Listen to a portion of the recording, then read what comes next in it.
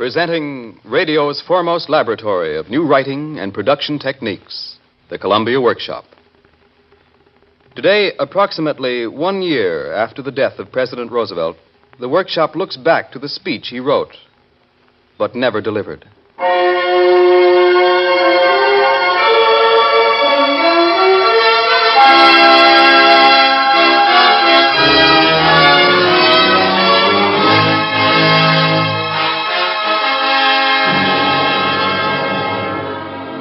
A cantata with music by Lou Cooper, conducted by Alexander Semler. The text by Carl Karmer, with quotations from Stephen Vincent Benet. Produced and directed by Albert Ward. A cantata entitled The Last Speech.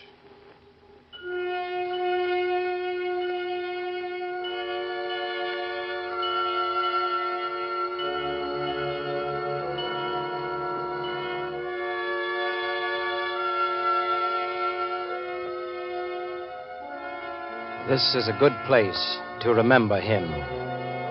He used to say, "No better stand of pine along the river."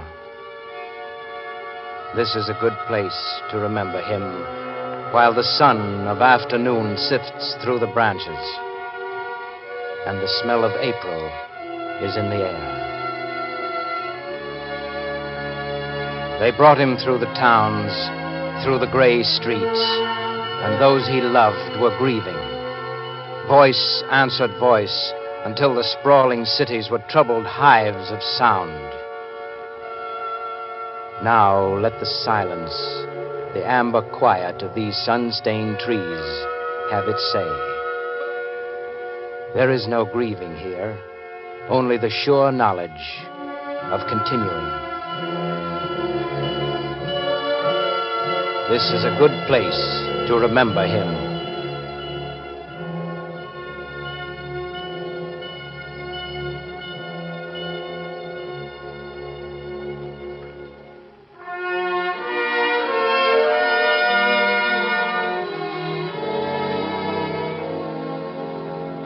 And his last speech as on the day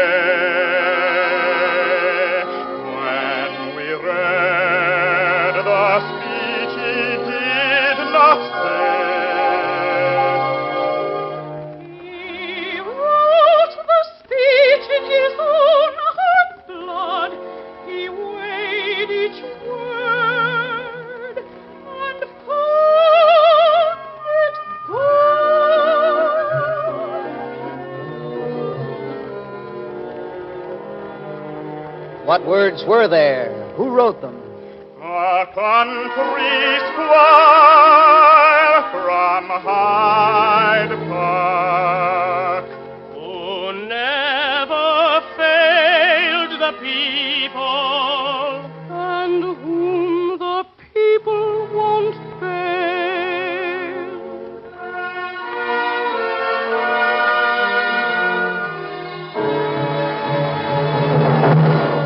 You say the speech was written, but he never spoke it? Why? A proclamation dated the next day.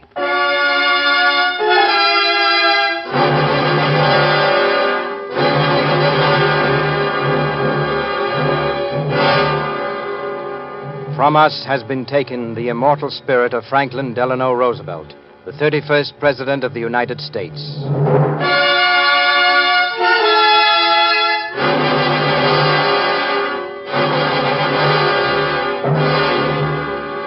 The peoples of the earth who love the ways of freedom and hope will mourn him.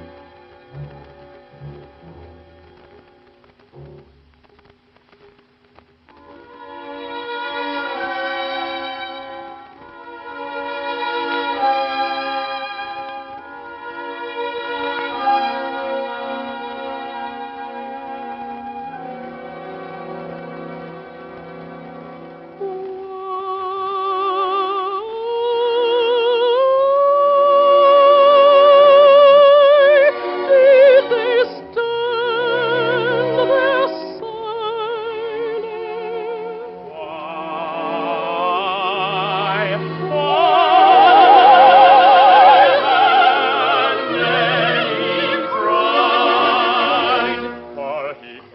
to be a part of them, and with him part of them had died.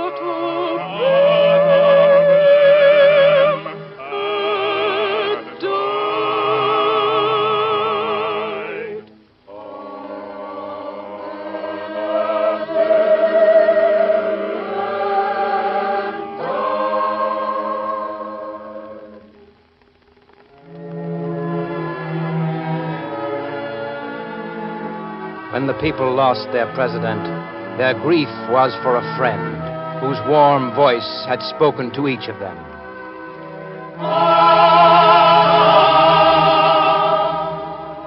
And would never speak to them again.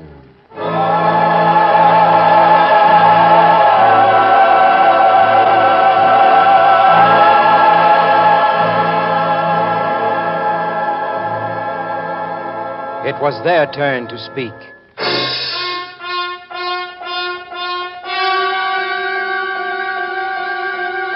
We remember FDR. We remember the bitter faces of the apple sellers and their red, cracked hands. Say, Bud, how about buying an apple? Sure, fella, if you'll lend me a nickel. We remember the cold, gray wind of 32 when the job stopped. Sorry, nothing this week. Leave your address. My address? I have no address.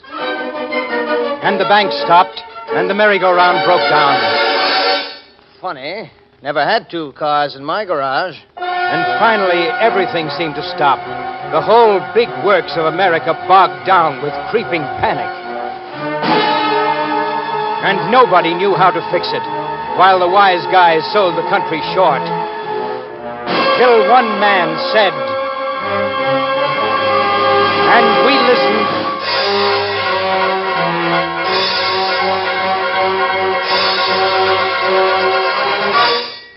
The one thing we have to fear is fear itself.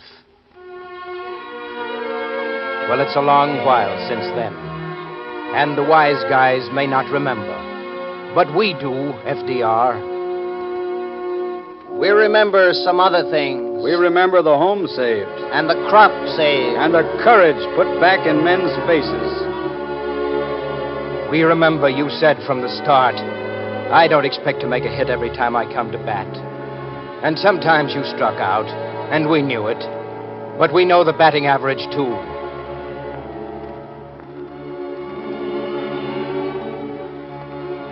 It is written in our lives, in our kids, growing up with a chance.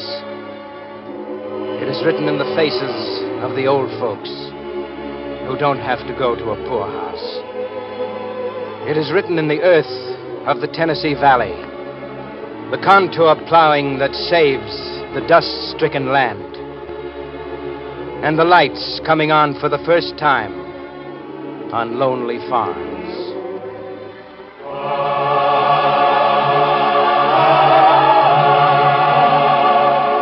We remember you were a big guy pitching with America in your heart, who knew the tides and ways of the people, as Abe Lincoln knew the wind on the prairies, and who never once stopped believing in them.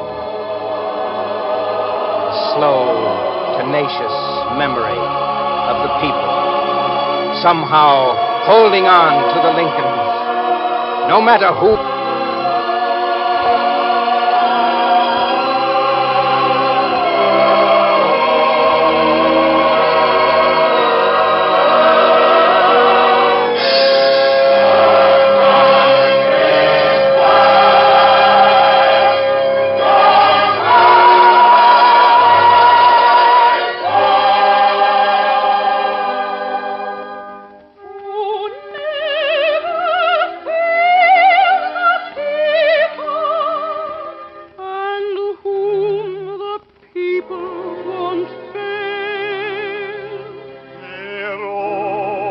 final speech in his heart's blood. The last speech, the final words. Let us move forward with strong and active faith. And he called this faith the four freedoms. True individual freedom cannot exist without economic security. Like a guiding star, said FDR. For greater heights, let's set our sights on an economic bill of rights.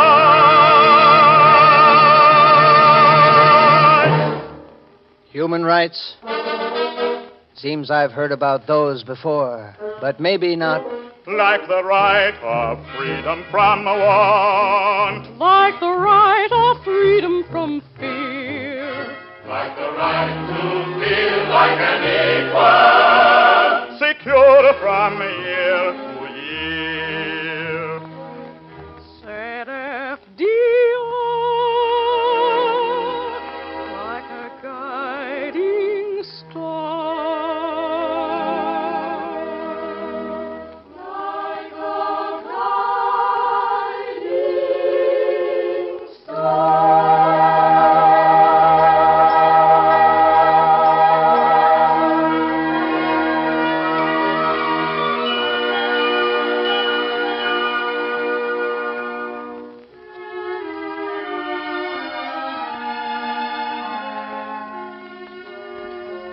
He talked a lot about a government with soul and about the little simple joys in life. These little things are mighty.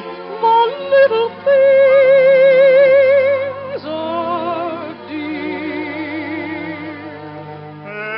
It's the little things we like. To go out Saturday night, to take a walk, to ride a bike, to read the books you like. It's the little things we like. To turn your dial each night. To hear them say what soap to use. Then use the soap you choose. To watch that good old sun go down. In Albuquerque or Morristown. To wander high and wide and free in Maine or Tennessee. To be an all-right guy, to always see the sky. To always hold your head up high and always keep the things we love. It's the little things we like.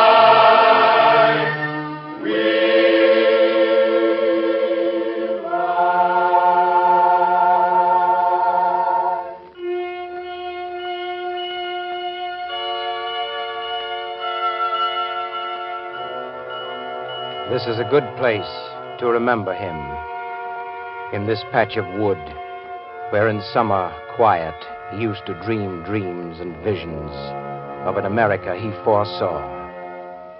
He used to say, regardless of your years, if you are young enough in spirit to dream dreams and see visions about a greater and finer America that is to be.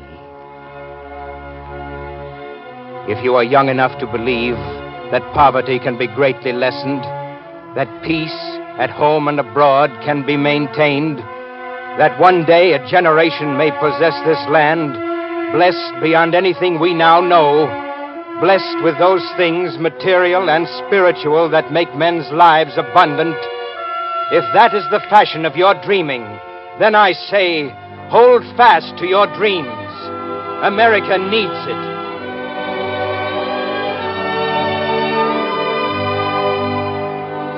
For I see an America whose hills, fields, and plains, and nature's wealth beneath the earth is the rightful heritage of all the people.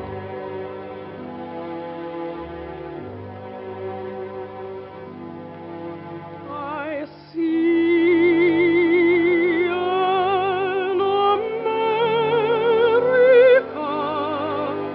whose hills, fields, and plains, and mountains over our land, and nature's wealth beneath the earth is the rightful heritage of all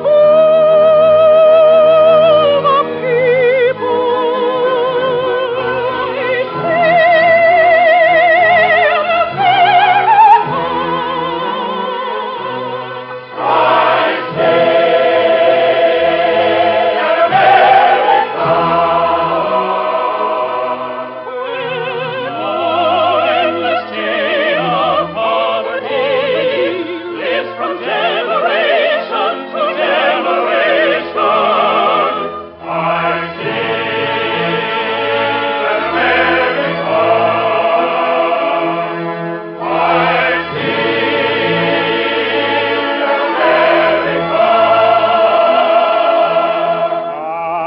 Great cultural opportunities for all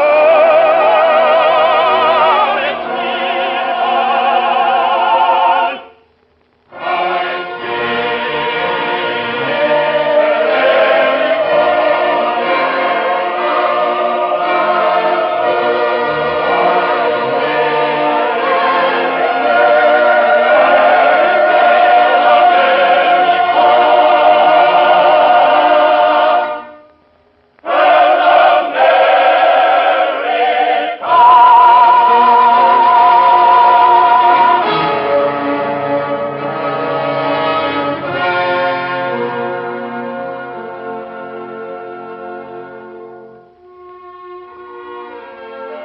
I A country squire from Hyde Park.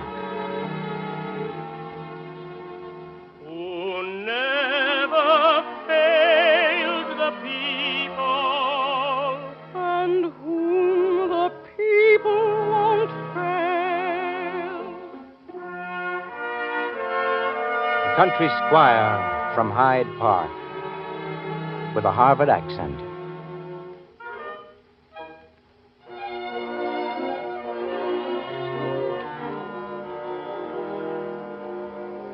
he wrote the speech in his own heart's blood. He weighed each word and found it good. He wrote the speech in his own heart's blood.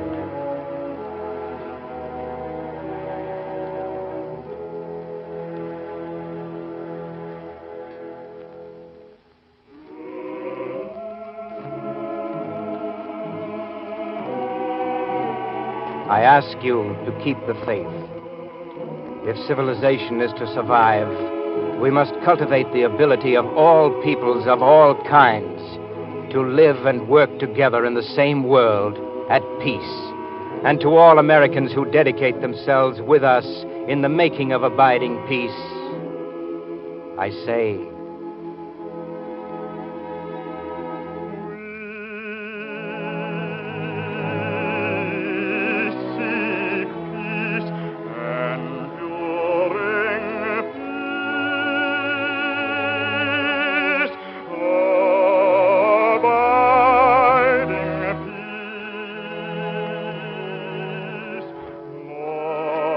Than an end to war.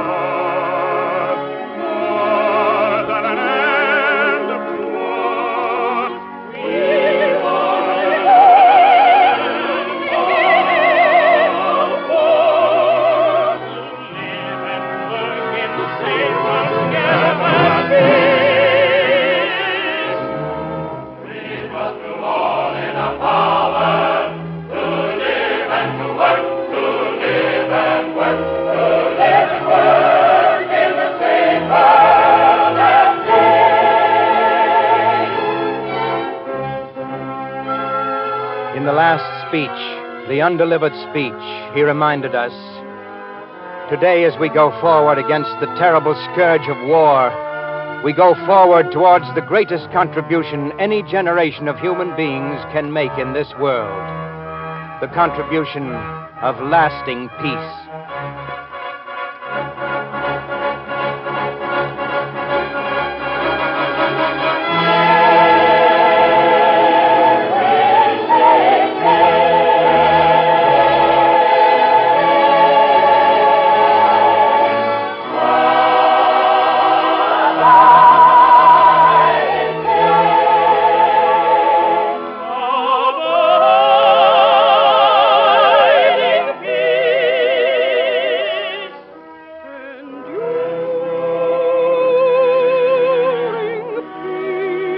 The only limit to our realization of tomorrow will be our doubts of today.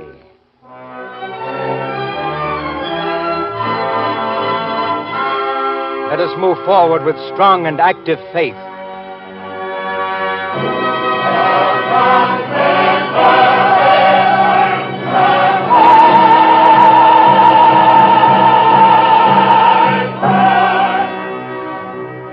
And so the last speech was written, though he never spoke it.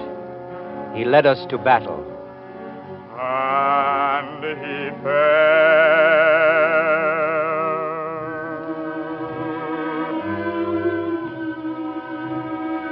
This is a good place to remember him. In summer solitude, asleep there in his garden, beside the mighty river that he loved. There will be time in summer solitude to think of him asleep there in his garden beside the mighty river he loved, and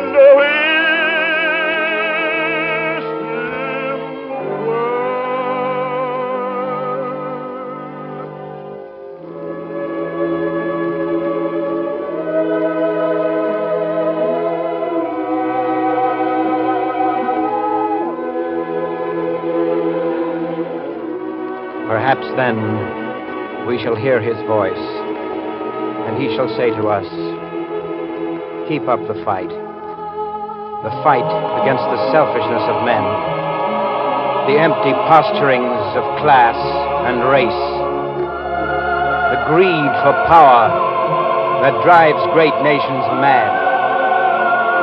Strike down the myth of race, the arrogance of states.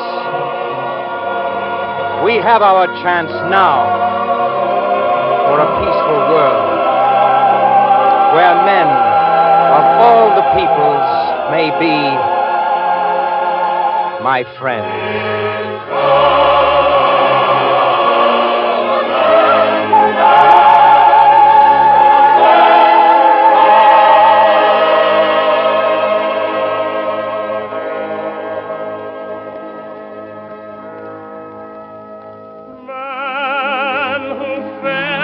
Freedom's cause was for us, we'll be for him. Freedom's cause was for us, we'll be for him. The chance for a peaceful world. This was the cause he fought for with his life. To live and work together in the same world at peace. He was for us. Now we'll be for him.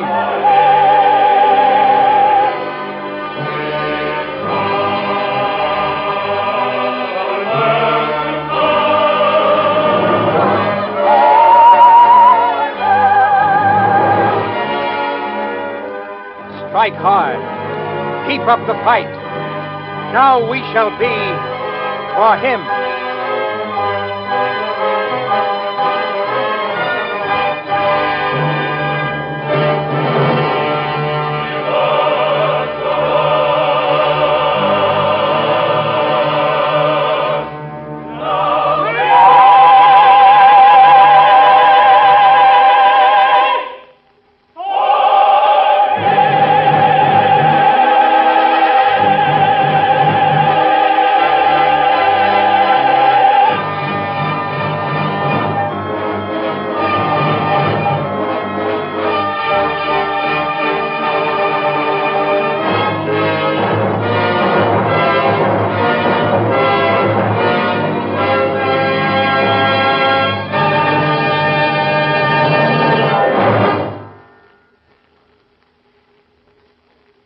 have just heard an original radio cantata, The Last Speech.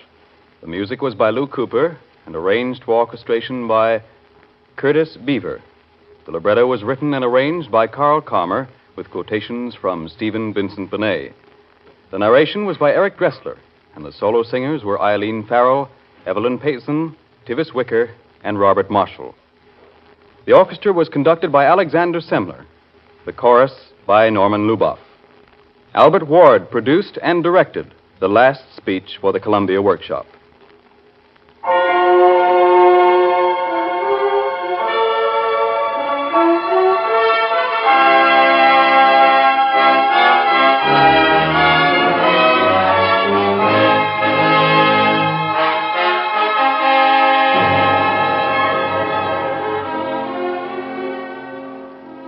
This cantata was especially presented to commemorate the death of President Roosevelt, the first anniversary of which falls next Friday, April 12th. In observance of this anniversary, the United States Treasury Department has designated April 12th this year as Franklin D. Roosevelt Memorial Bond Day and has issued a special Franklin D. Roosevelt Memorial Bond to be offered for sale on that day only.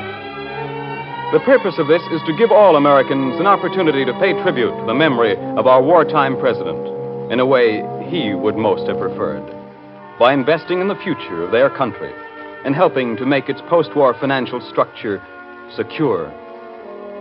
The Franklin D. Roosevelt Memorial Bond is a $200 bond and offers exactly the same benefits as the Victory Bond issued during the last war loan drive. Among these benefits is the high interest rate of 2 9/10%, which is received if the bonds are held to maturity, 10 years from the date of purchase. Plan to purchase one or more memorial bonds Friday, April 12th. Sandy Becker speaking. This is CBS, the Columbia Broadcasting System.